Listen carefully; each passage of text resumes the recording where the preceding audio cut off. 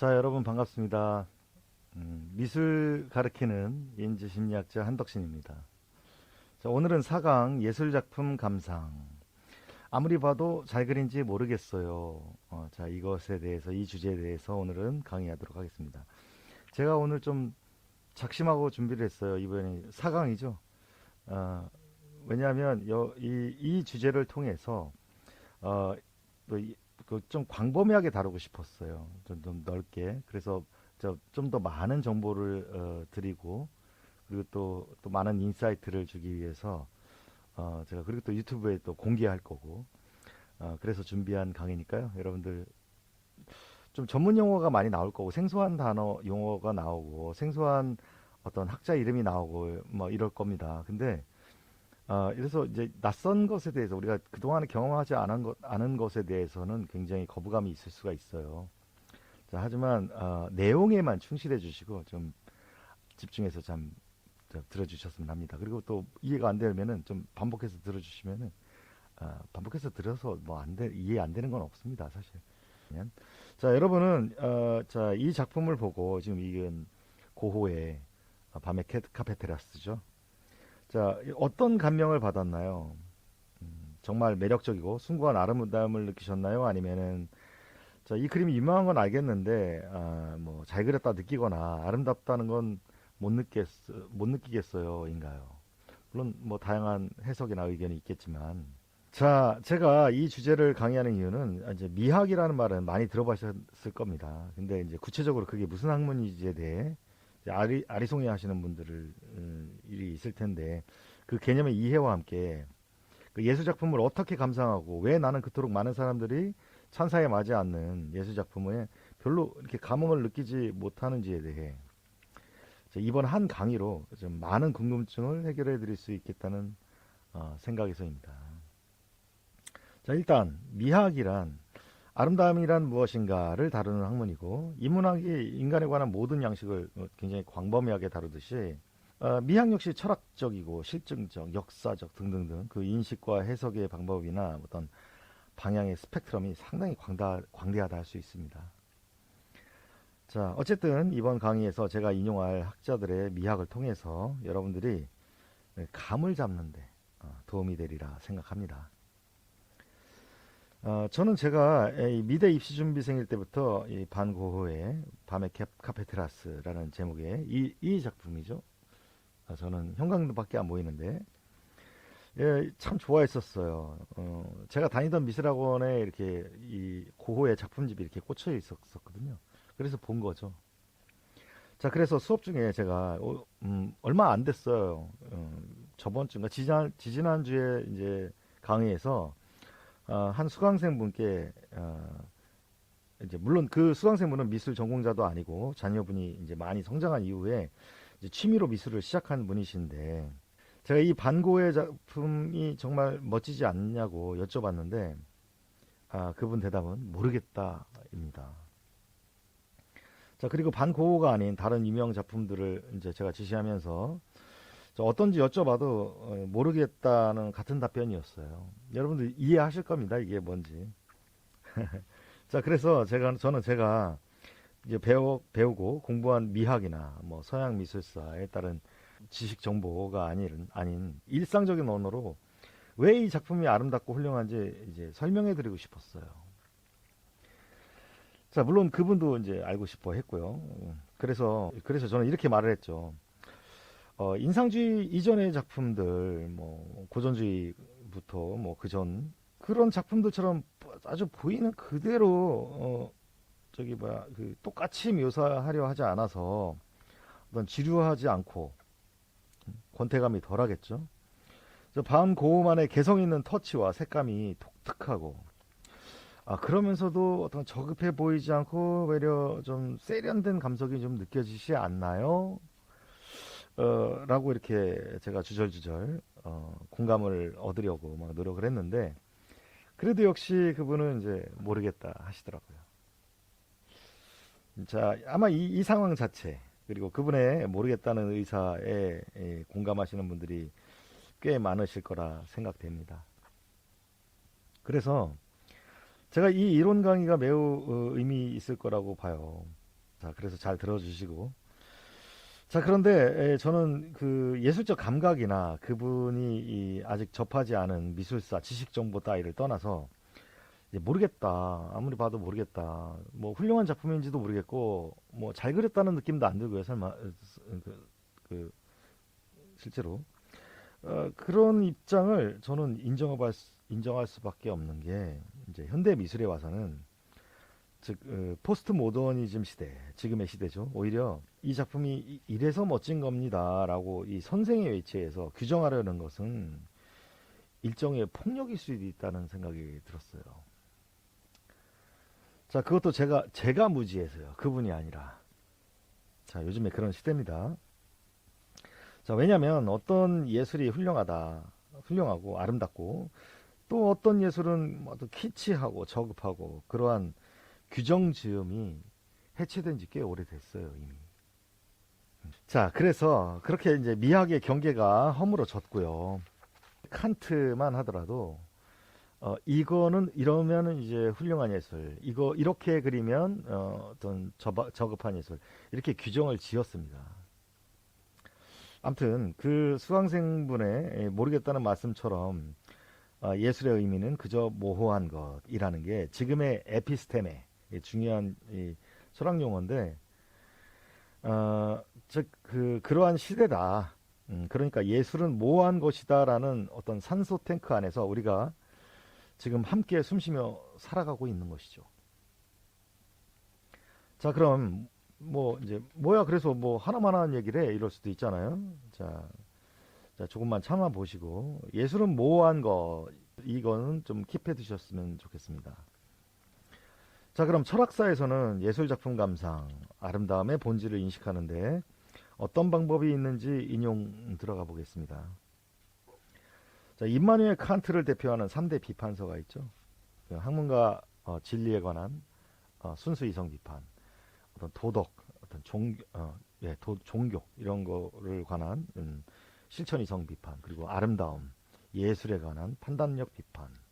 사실 이것도 이걸 진선미라고 하거든요. 이제 순서 이성 비판 그다음에 실천 이성 비판 판단력 비판 미 이렇게 하죠. 사실 이 칸트는 이제 플라톤 영향을 받아서 플라톤의 영혼 삼분설에 나오는 그 진선미를 그대로 이제 차용했다고 저는 보여집니다.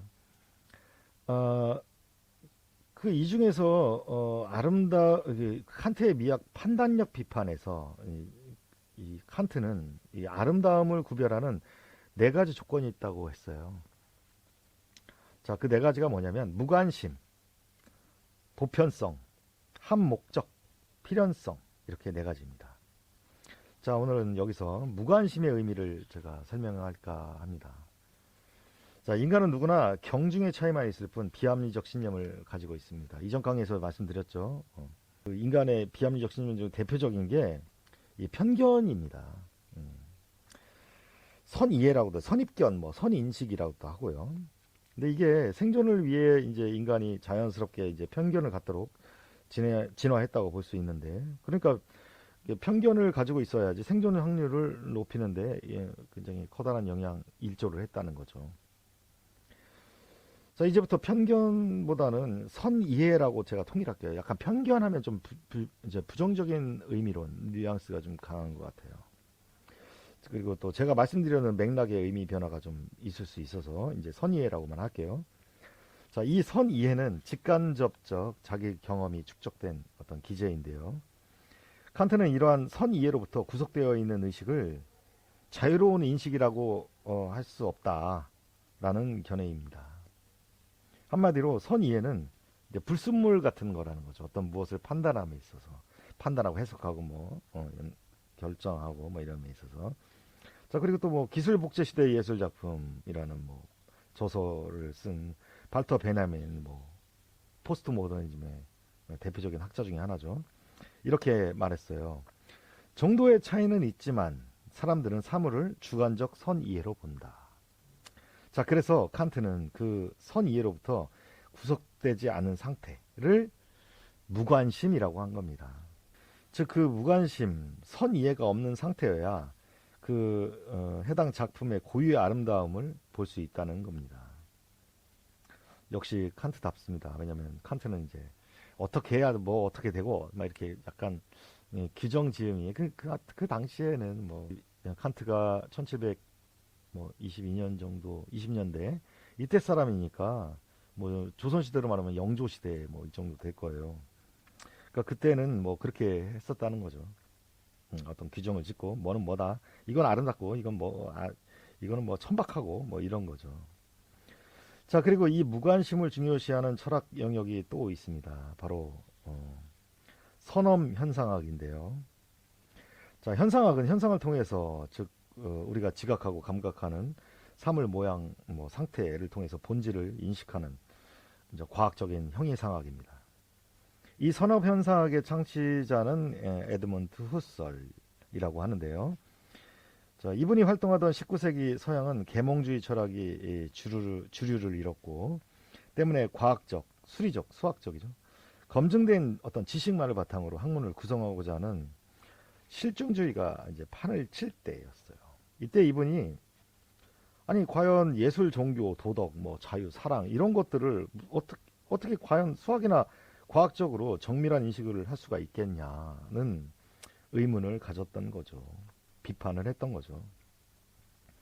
그 예술 작품의 감상을 측정 가능한 수학적 질서를 통해서 파악되겠냐 이런 비판입니다. 자, 그러니까 에드문트 후설은 과학이나 수학을 어떤 가져다 붙일 것에나 가져다 붙여야지 뭐 아무 데나 대나가나 붙여놓으면 되겠냐 이런 거고 그래서 각각의 학문에 적합한 인식 원리를 적용해야 한다는 주장이었습니다. 그래서 그 인식 원리 중에 하나로 선엄 현상학을 소개합니다. 수학적 정밀한 방법이 학문적으로 엄밀한 방법이라 할 수 없다. 이러한 입장에서요.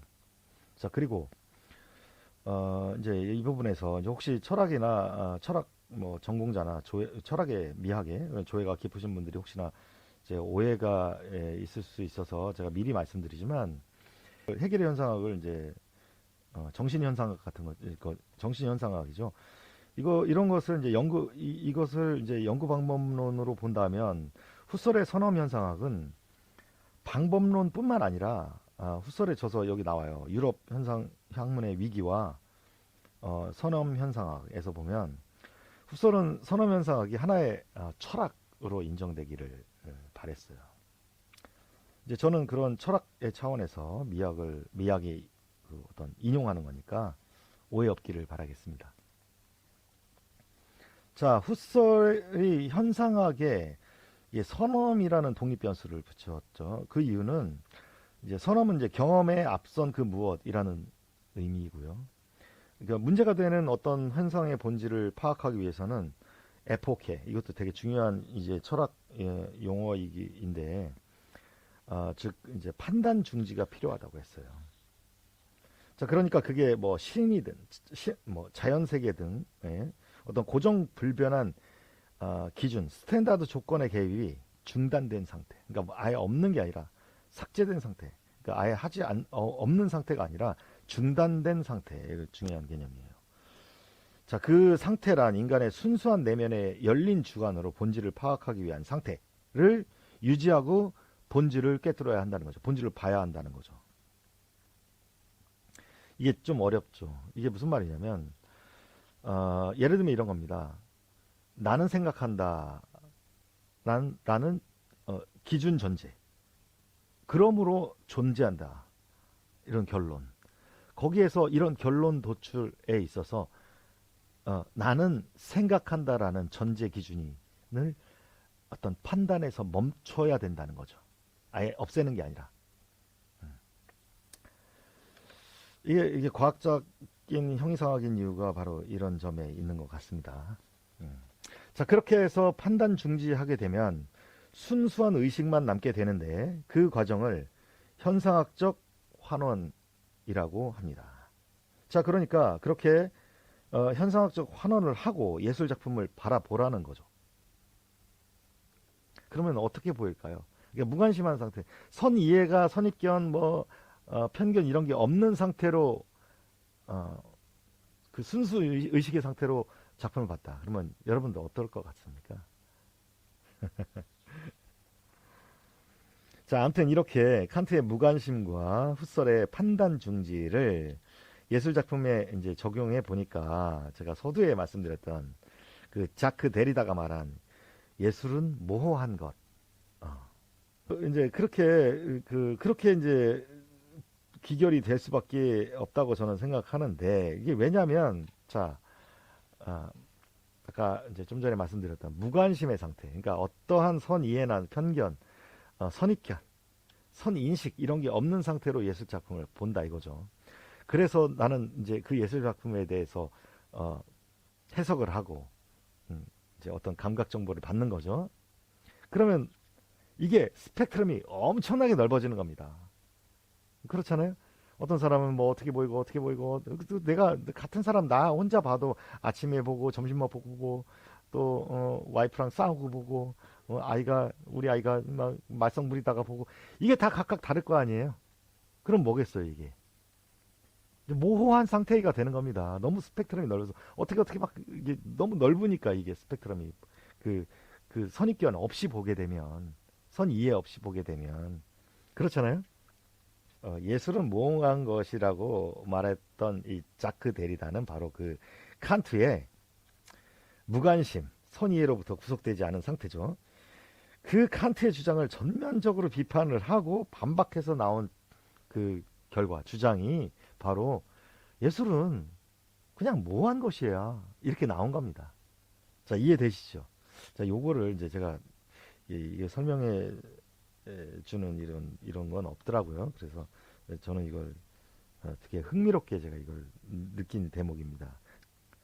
이제 과연 이제 예술의 본질이 있겠냐 이 말이죠. 칸트처럼 이렇게 어떤 규정 이건 아름다운 예술 이러면 안 돼. 이제 주로 이제 이게 이제 사실은 이게 그림과 액자의 관계를 통해서 이게 이렇게 이 논쟁이 이렇게 된 건데 이제 자크 데리다의 관점으로 보면 훗설의 또 판단 중지, 현상학적 환호를 통해서 작품을 바라보는 이거 역시 뭐 미학에서는 자동 소거가 되는 거죠. 왜냐하면 훗설의 선엄은 칸트의 무관심과 이 맥락적인 차이가 거의 없어요. 자, 후설은 그리고 이제 칸트의 영향을 이제 많이 받았습니다. 심지어 훗설의 그 선엄 현상에 의해서 그 선엄이란 말도 칸트의 순수 이성 비판에서 보면 선엄 이성, 선엄의 어떤 진리라는 이제 용어가 나오는데 거기서 이제 차용됐다고 봅니다.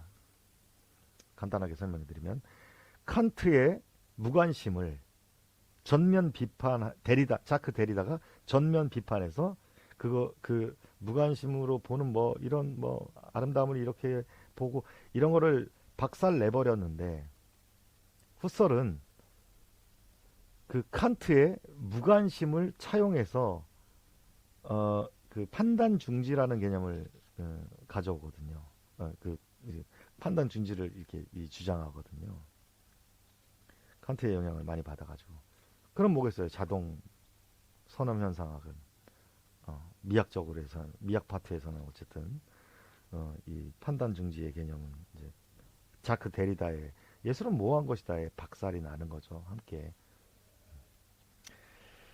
자, 칸트가 좀 안 됐습니다. 왜 그런 허점을 보여가지고 데리다한테 그 서양 학문에서는 학계에서는 이런 게 좀 많아요. 가령 예를 들면 내가 비판적으로 이제 어, 그런 좀 그 수용된 어떤 학문이 있다면 그 학문을 이제 창시한 어떤 스승이 그 창시자가 있을 거잖아요. 그 사람을 공부해요.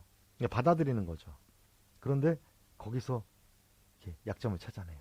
그래서 새로운 그 어떤 이론을 이제 도출해 내 가지고 내 것으로 만들어서 이렇게 주장하는 그런 게 되게 많아요. 그 대표적인 예가 프로이트죠.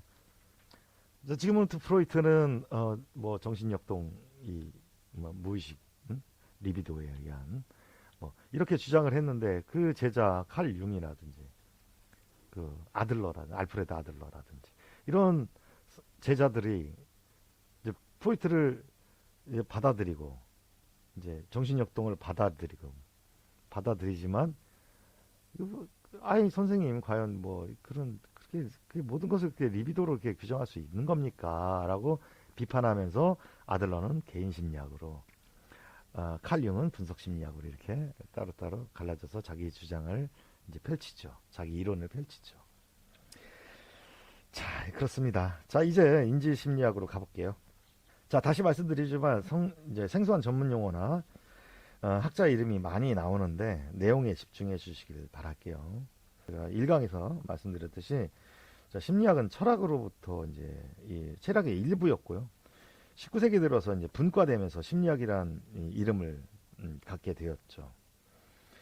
뭐 19세기니까 아까 후설이 이제 비판했듯이 그뭐 대나가나 과학적 실증주의로 이제 막 연구를 하다 보니까 이제 그게 대세였던 거죠. 심리학 역시 인간의 마음을 과학적 실증주의로 증명하고자 했던 의지와 함께 독립학문으로서 출발하게 됩니다. 그래서 심리학을 인문사회과학에 분류를 하죠. 특히 아까 말씀드렸던 현상학을 연구 방법론으로 하여 심리학이 크게 대중화됩니다. 어떤 주어진 현상들로부터 하나의 법칙을 발견하고 그 법칙으로 현상들을 한결같이 설명할 수 있다면 그것은 이제 독단론이 아니라 객관론이지 않겠느냐. 이것이 이제 바로 현상학입니다. 가스라이팅 효과, 뭐 플라시보 효과, 컨벤션 효과, 피터의 법칙, 앵커링 효과, 뭐 이스털린의 역설, 스톡홀름 증후군. 여러분들도 이 중에서 뭐 들어보신 이론이 있을 겁니다. 꼭. 자, 이런 것들이 현상학적 연구를 통한 심리학 이론들이죠. 그럼 현상학이 어떤 건지는 좀 감이 잡히실 겁니다. 자, 본격적으로 설명에 들어가자면 이제 자, 인도의 한 화학 공학자였던 수가타 미트라 박사는 당시 조국 인도의 현실을 보면서 아이들 교육에 이런 의문을 갖습니다. 왜 잘 사는 아이들만 뛰어난 재능이 있는 걸까? 태생적으로 뛰어난 유전자를 가진 것일까? 였죠. 자, 그러니까 이 수가타 미트라 박사님이 좀 흥미로운 게 뭐냐면 화학공학자였는데 IT 벤처 기업도 설립해요. 게다가 이제 아이들한테도 이제 아이들 교육에도 관심이 있었던 거죠. 굉장히 다재다능한 팔방미인인 것 같아요. 그래서 연구를 하게 됐고 부자든 가난하든 모든 아이들에게서 나타나는 공통된 학습 능력이 있음을 발견하게 됩니다. 자, 그게 뭐냐면 아이들은 쓰레기 더미에서 살아도 타고난 모험가이자 탐정이자 대책 없는 낙관주의자들이라는 것이었죠. 자, 아이들은 끊임없이 실수와 시도를 하고 이목을 끄는 어떤 무언가를 만나게 되면 무조건 접근을 하고 시도하고 자, 그러면서 반복적으로 나타나는 패턴 속에서 의미를 이해한다는 겁니다. 그리고 또 다른 시도들에서도 패턴을 또 찾아내고 의미들 간의 상관관계, 즉 개념화에 이르더라. 그렇다는 거죠. 모든 아이들은. 자, 그래서 실험 도구화 내용은 이렇습니다. 인도에서 가장 경제나 교육 여건이 취약한 타밀나두라는 지역, 그 지역에서 한 마을에 인터넷이 되는 컴퓨터를 설치해 두었습니다. 마을 사람 누구나 사용할 수 있게 말이죠. 자, 그리고 이제 3개월이 지났고 수가타 박사의 이제 표현에 따르면 3개월 이후에 가봤더니 너무 깜짝 놀라서 바다에 주저앉고 말았다. 라고 합니다. 좀 인도 분들이 조금 이제 과장이 좀 있는 건지 아무튼 주저앉고 말았다는 겁니다. 철석. 자, 학교를 전혀 다녀보지도 않은 아이들. 그래서 영어는 한마디도 할 줄 모르는 그 아이들이 누구도 이제 컴퓨터 뭐 인터넷 뭐 이런 작동법이나 교육을 하지 않았음에도 불구하고 프로세스, 마우스, 게임, 뭐 무비 뭐 등등의 어떤 영어로 된 컴퓨터 용어나 이런 이런 단어들을 말하고 다운을 받아서 인터넷으로 이제 다운 받아서 게임을 놀거나 영화를 보고 심지어 채팅도 하고 글자를 모르는데 학교를 다닌 적이 없는데 영어를 모르는데 그리고 또 그림판에서 이제 드로잉을 하고 있더랍니다. 그러니까 그저 학습 도구만 던져줬을 뿐인데 자기주도 학습을 하고 있다는 것이죠. 심지어 교육을 받으며 자라온 도시 아이들과 학습 능력에서 별다른 차이를 보이지 않았다는 겁니다. 이게 좀 시사하는 점이 많을 겁니다. 이제 학부형이신 분들, 어린 자녀들을 이제 지금 가디언 하시는 분들, 뭐 이제 있으신 분들.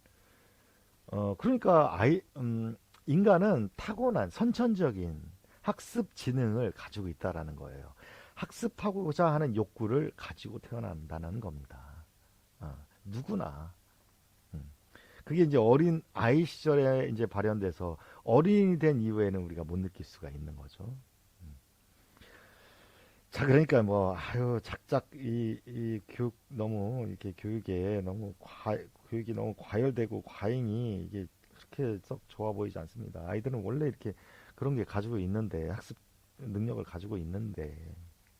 자, 그리고 이제 이게 핵심인데, 어른들은 그 컴퓨터에 좀처럼 관심도, 호기심도 보이지 않았다는 겁니다.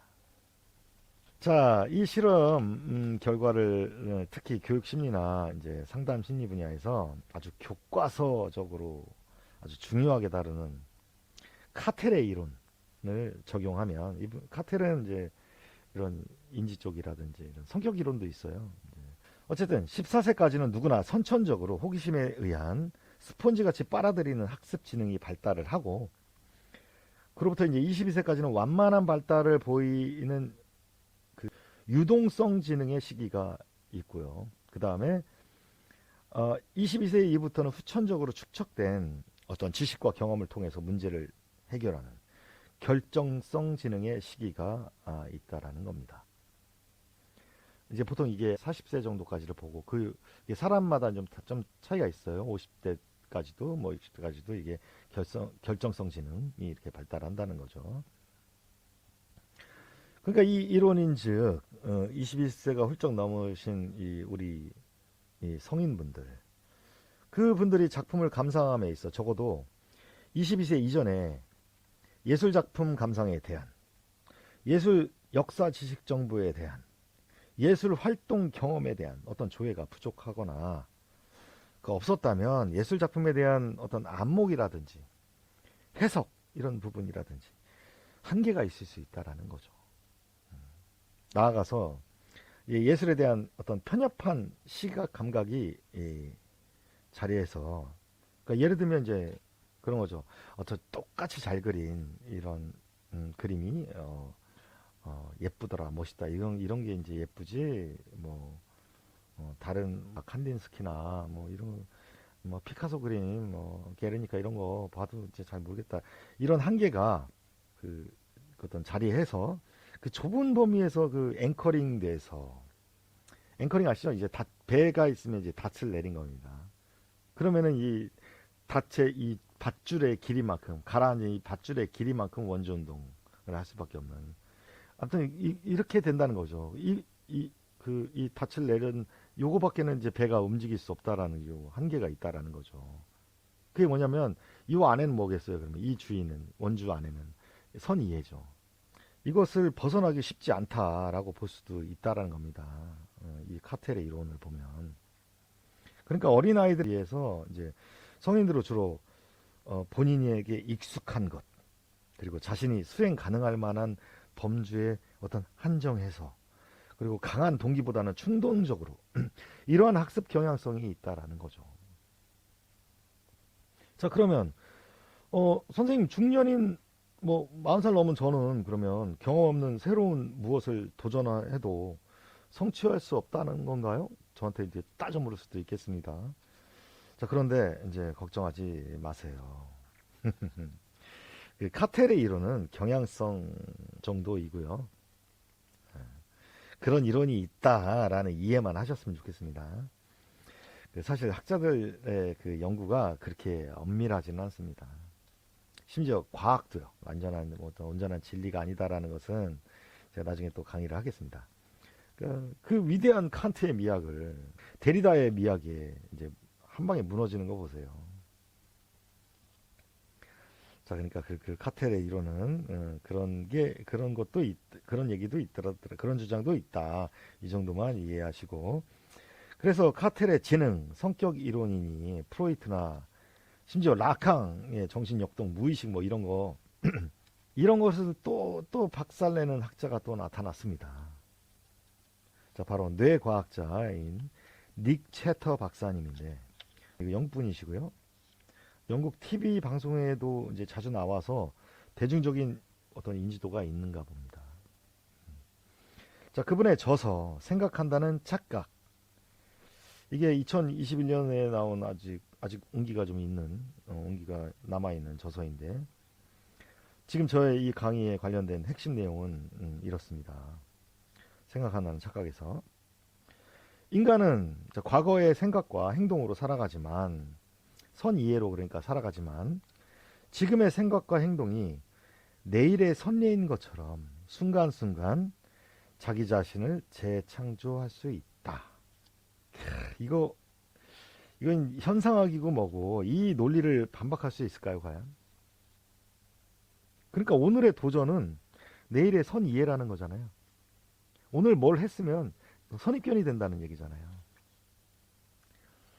자, 그렇기 때문에 자신의 경험적 생각의 감옥은 결국 내가 만들어낸 것인 만큼 내가 해체할 수도 리노베이션 할 수도 있다고 닉 채터 박사님은 말합니다. 그러니까 인간의 뇌는 생물학적 컴퓨터라서 드라이브 공간이 조금 남아있으면, 남아있지 않은 사람은 없겠죠. 남아있으면 좀 알약 좀 돌리고 그 다음에 새로운 어떤 정보, 감각 정보라든지 지식 정보 뭐 이런 것들을 이제 새롭게 이제 세이브 해 놓으면 그것이 선이해가 되고 선이해는 계속 끊임없이 재구성될 수 있다는 거죠. 이때 알약은 안철수가 아니라 칸트의 무관심입니다. 그리고 후설의 판단 중지가 되겠고요. 즉 바이러스를 박멸하고 PC 최적화하는 거죠. 그리고 이제 새롭게 드라이브에 저장될 정보는 우리 수강생 같은 경우는 이제 무엇보다도 이제 꾸준하게 그림을 그리시면서 이제 관심 있는 예술 작품에 대한 비평가들의 다양한 생각과 해석을 읽어보시고 그동안 알지 못했던 그림 작품 속의 이야기나 특징들을 이제 이해해 보는 거죠. 그 이해한 것들은 내일의 선 이해가 되는 거니까요. 이거 열심히 공부할 필요는 없어요. 이거를 그냥 가끔씩 이제 검색해서도 볼 수 있잖아요.